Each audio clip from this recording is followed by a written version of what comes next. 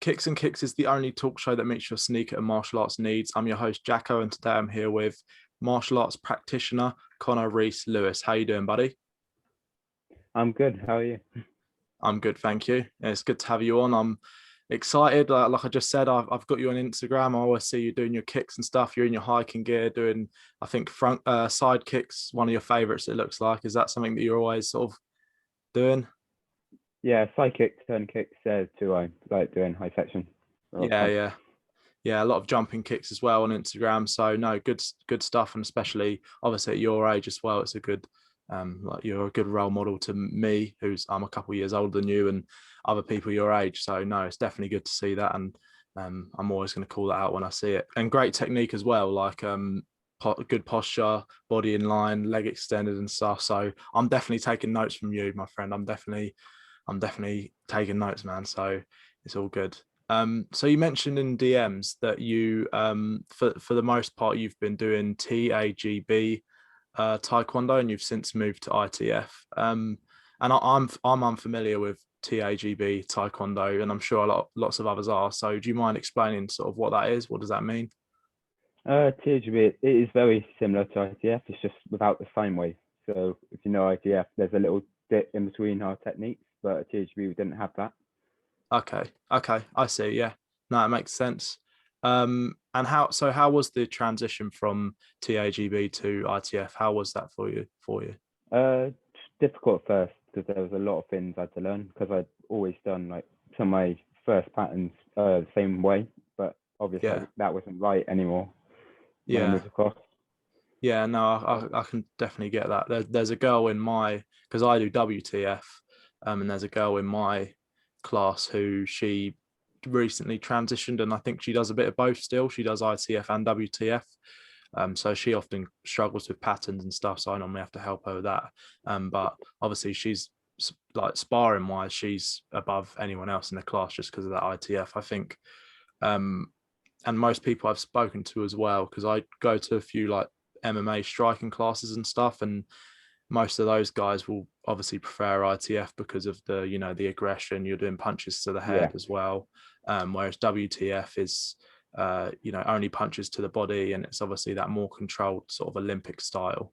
So I mean, have you ever thought of doing WTF? Is that something that you'd look at doing, or are you happy with your... Well, I'm planning my future plans. I want to join the army, and obviously going down WTF is probably the best option to like continue going into one of the army teams.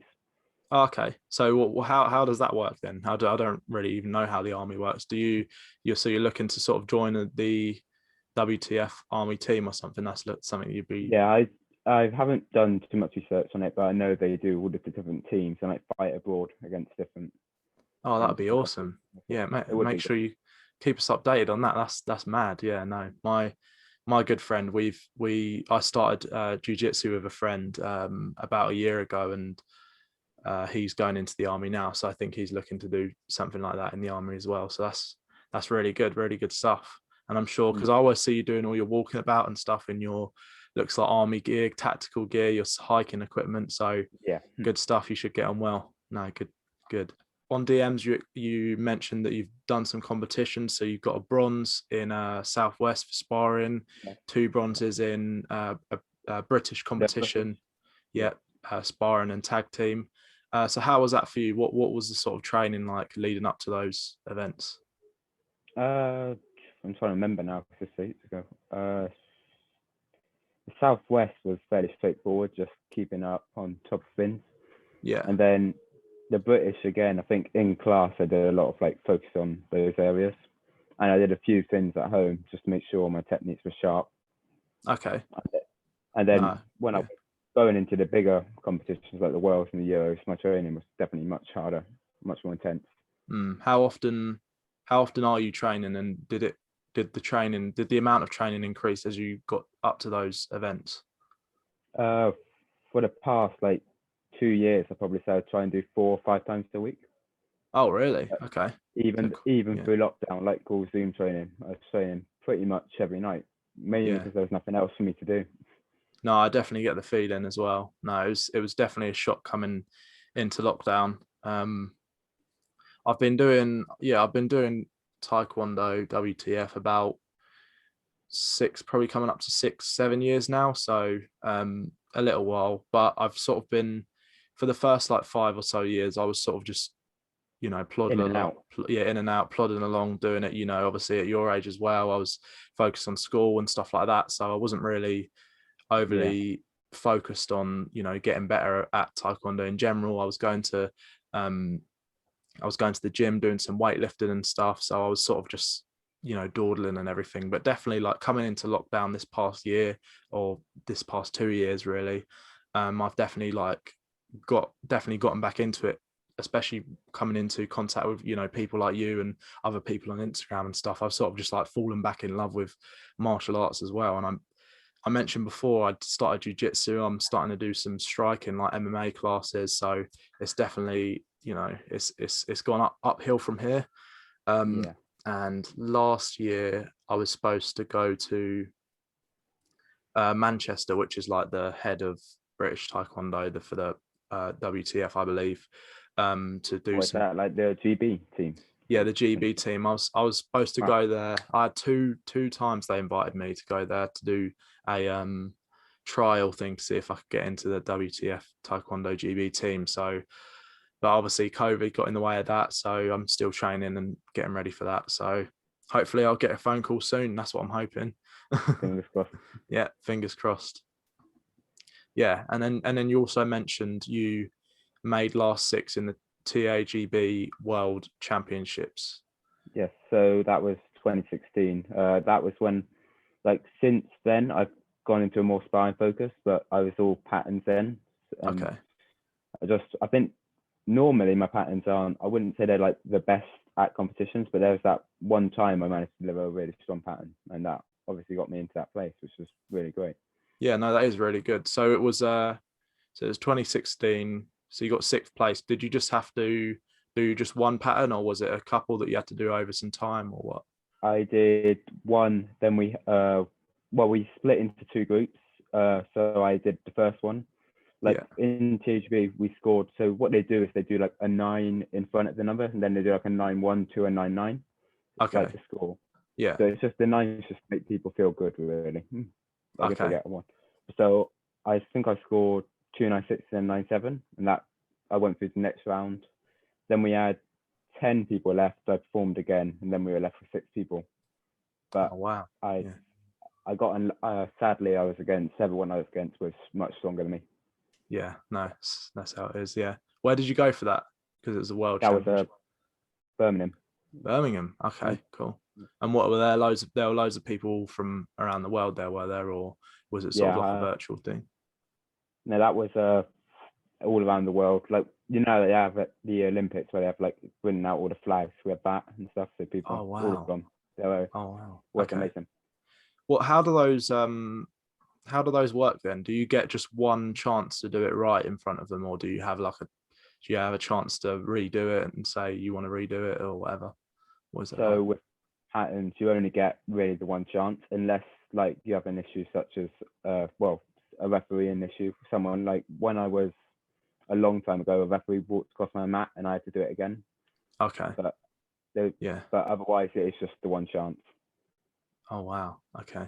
No, that's incredible. No, I've had to learn the patterns for my gradings, but it's not really been something that I've focused on massively. I know my master, the person who teaches me, he's in Team GB for the PUMSE for the patterns, so he's really good at him. Very, very particular as well. Especially like we have all the little kids in our class, and he's making sure every even just down to the inch or just the slight twist of the hand or the movement. He's really focused on that. So I mean, it has its ups and downs because like we spent ages going over it, but it makes everyone top notch. So definitely a good thing as well. I mean, I've had lessons before, like an hour long, and I've just done the one pattern from start to finish. Yeah, breaking down everything. No, there's so many different levels to it, because you can do all right just knowing the basic steps, but then there's like the exact foot position. There's like with the hand techniques, there's just the point where you start speeding up and where you stop as well, the power and everything. So no, there's so much to learn. And one thing that I always find interesting about the patterns is the the meanings behind them. I know that might sound silly, but for us, we'll have like a grab and then like a elbow strike to that hand and stuff, and it's just so.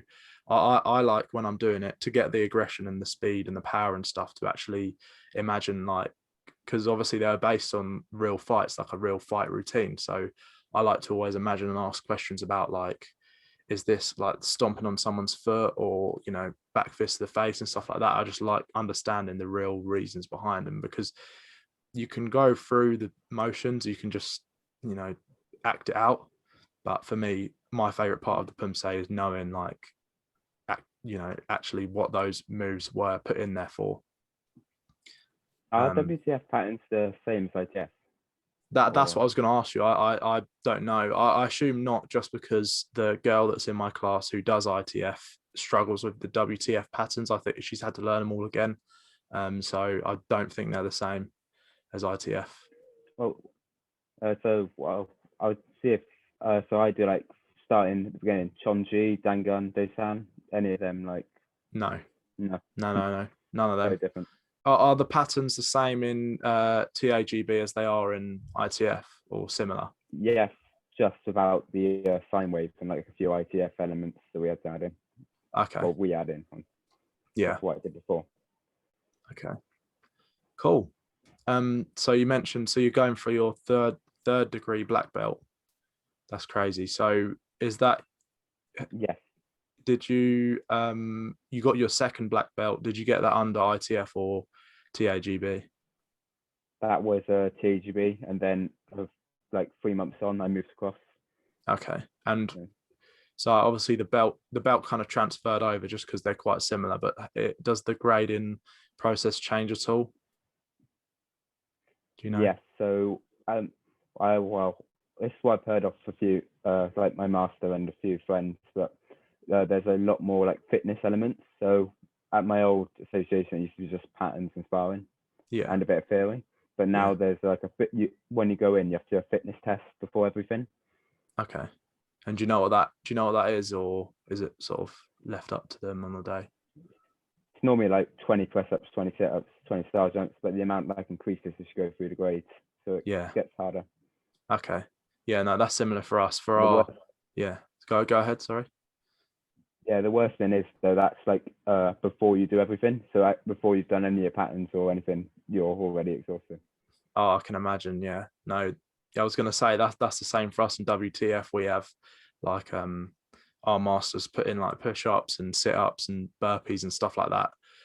Even as low as like white belt and everything. So obviously you need the health before you can do anything else. There's no point being unhealthy and getting the next belt. So no, similarities there as well, which I've noticed there are increasingly more similarities that I'm finding out as I'm learning.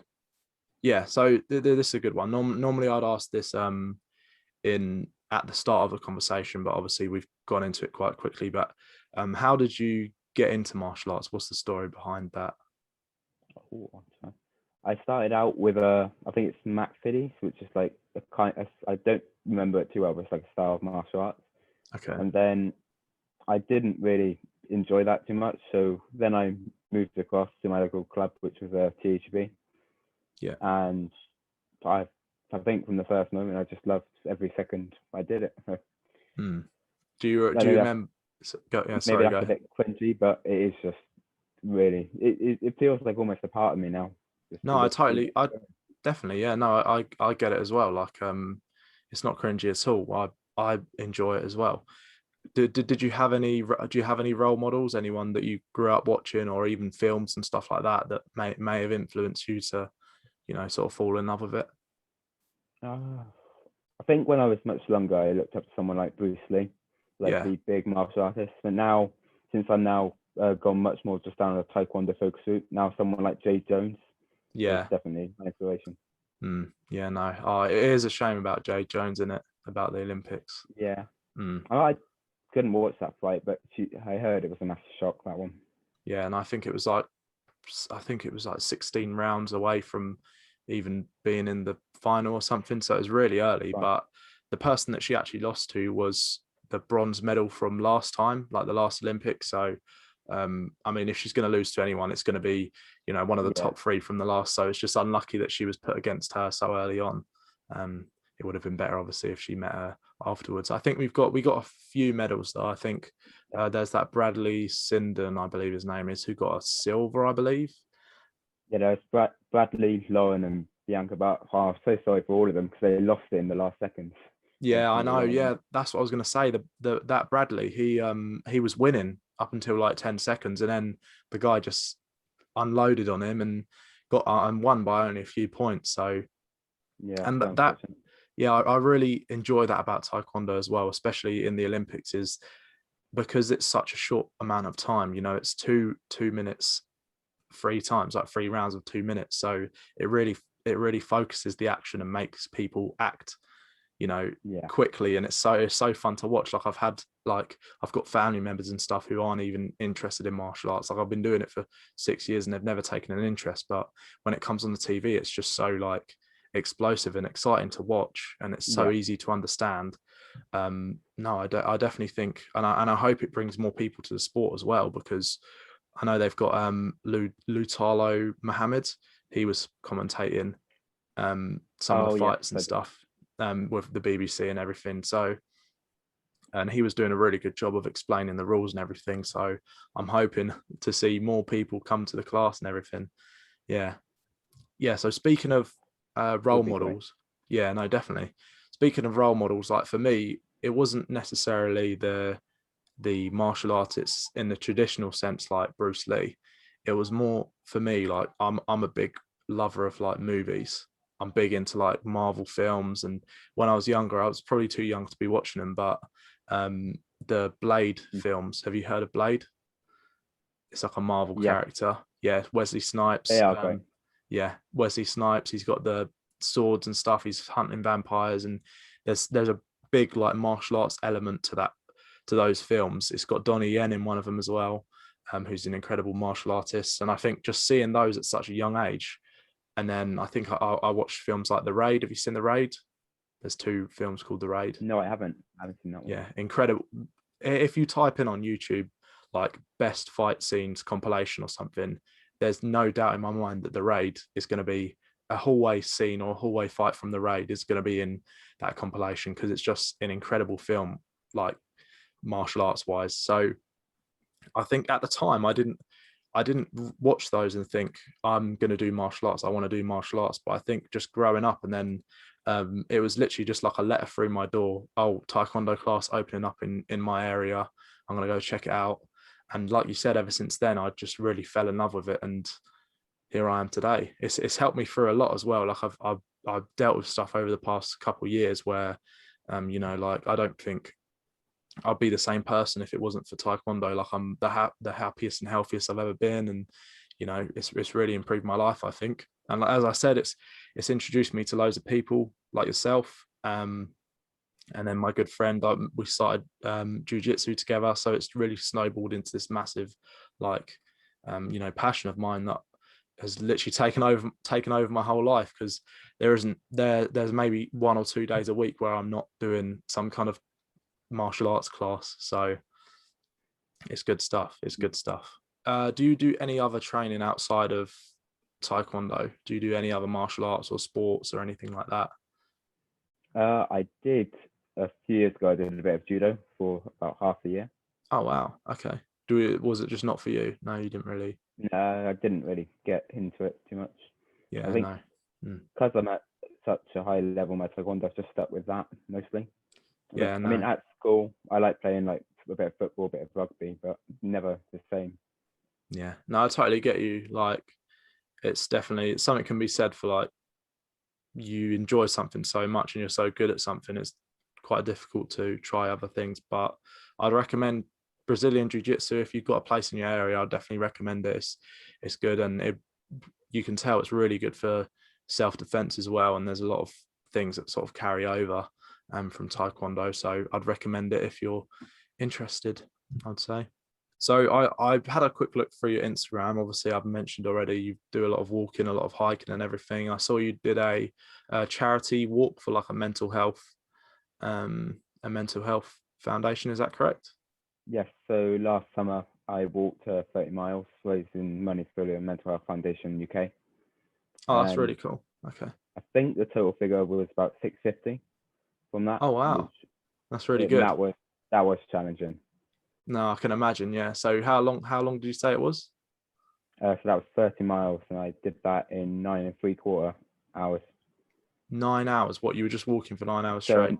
9 3/4 hours, yeah. So just start to finish. Oh man. Yeah, no, I definitely I want to do something like this because there's a few people that I've had on here who do these walks and massive runs and everything. So I definitely want to get into doing that. Did you do any training leading up to that, or did you? Yeah, Just like half. I did 15 miles regularly just to kind of build up just for yeah. it. Okay. Did you do? Did you go for the full 30 miles before you went, or did you just try and wing it on the day? No, I probably should have, because it was Yeah. a lot tougher than I thought it would be, but I did still manage to do it. So I think I probably say I got lucky in that sense. I didn't do anything. Yeah, no, definitely lucky. How was it afterwards? Like the week afterwards and stuff? Did you get back to training straight away? Was the recovery all right? Or I actually trained the following night somehow. really? Yeah, Oh wow, that was painful. I can imagine. Yeah. I mean, it was sore for probably the best part of a week, but after that, I started getting back into everything. Yeah, no, I think that you could probably agree to this as well. Is like nothing. The fact that you did that and then went to training the next day shows how much you enjoy it. Because I've had times when people have come up to me and said, "Oh, why you're here?" Like in the jiu-jitsu class, they're like, "You're here again today. You were here yesterday and the day before. Why are you here?" And I'm like, "Oh, because," and I'm like, "Oh, I like ran this morning. I did a weight session today and stuff like that." And they're like, "Oh my God, how are you here right now?" And I'm like, "Because Yeah, you need to get to the point where you just enjoy it. You do it just because you enjoy it instead of like, oh, it's a chore, I don't really want to, and stuff like that." And I definitely think, obviously, you doing a huge walk and then doing that the next day, that's incredible when it shows that you actually enjoy it and you're not just doing it just to say you've done it, or just because you would feel bad for not doing it. It's just because that's what you enjoy to do. And I think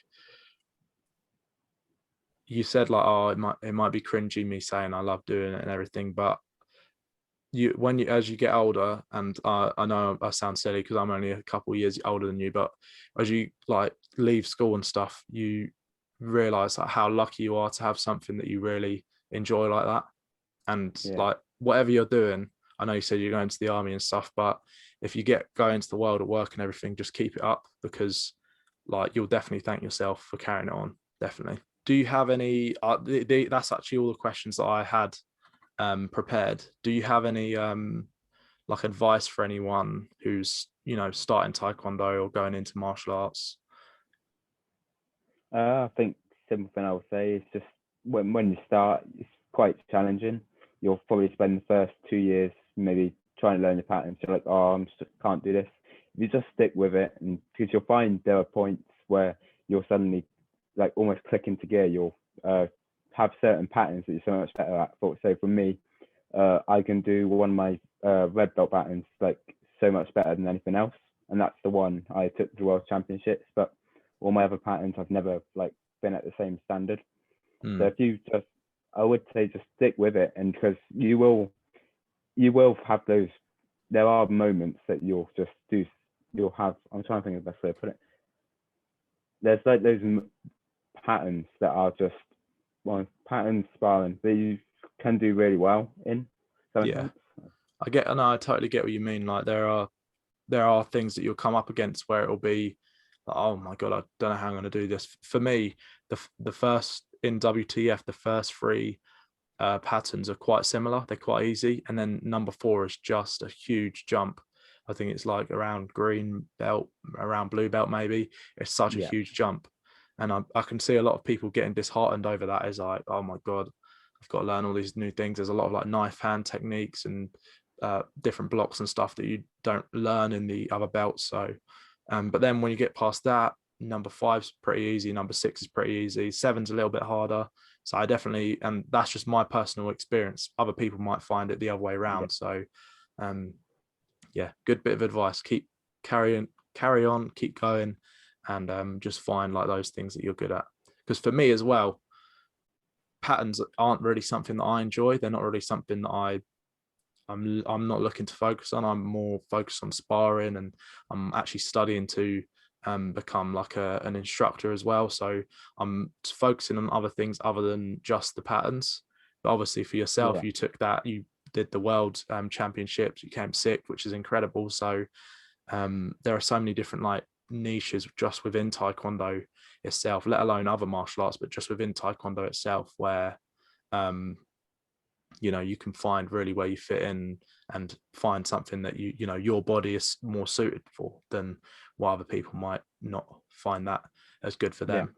Do you do any other techniques in like for, because in our gradings we have a self-defense kind of section where we'll do like a grab, like they'll grab you and you'll have to like do a lock out of it and counter, and we also do a thing called one-step sparring. So that's like it's like a singular punch to the face, and we'll have to Yeah, do a we do block. that And yeah, here as well. So you do that as uh, well. yeah, I think we have, when I was at THB, I used to have like a power test. So we Yeah, had these special powers, and you just hit them as hard as you can with like certain techniques, and it yeah. would just measure your power. Okay. Also, we have destruction sections where we Yeah, have to break boards. yeah. We have that as well. And for us, like as we got in, as I got into black belt, because I'm black belt first Dan. I got that last year. And then I've been introduced to like knife defense as well. Is that something you've done? I've got a wooden knife just on top of this cabinet here, and this one person goes and they do like an attack with the knife, and you have to block it and move out of the way. Do you do that as well, or is that not Uh, included? I've never done it before because I'm not old enough really, but we Oh, do okay. it. Yeah. Okay. I think I remember when I was in THB once, we had like a session with pens, and like the felt tip pens, Yeah. and we were doing like knives, and everyone had white t-shirts and for that, but Okay. never done anything with actual knives or weapons. No, Did it? no, not a real knife, a wooden Well, I knife. mean, Like like, it's literally yeah, like a like, stick, pretty much. Yeah. well, I mean, like the fake ones, but I've never done anything with even like plastic ones or anything. Yeah. Yeah. No, something to look forward to then, definitely Mm, within the next year or so. Well, hopefully. as I said, that they're all the questions I have planned. Obviously you're on Instagram. Do you want to share your Instagram just in case anyone has any other questions and stuff? Is that something you want to share? Yeah, I'm happy to. Do you want me just to say it out or? Yeah, yeah. What? Well, like where can people find you? Yeah. Yeah, so my Instagram is at cr_lewis1, and if anyone has any questions, DM me and I'll be happy to answer. Yeah, and yeah, and for anyone watching or listening, I definitely would recommend it. This guy's got some great pictures on there. He does incredible things that I can't do, like jumping side kicks and stuff like that. Just incredible stuff. So definitely recommend even just checking it out if you haven't already. But Connor, I really appreciate your time, buddy. It's been great talking to you. And anyone else watching, thanks for sticking around. I'll see you in the next one. Cheers.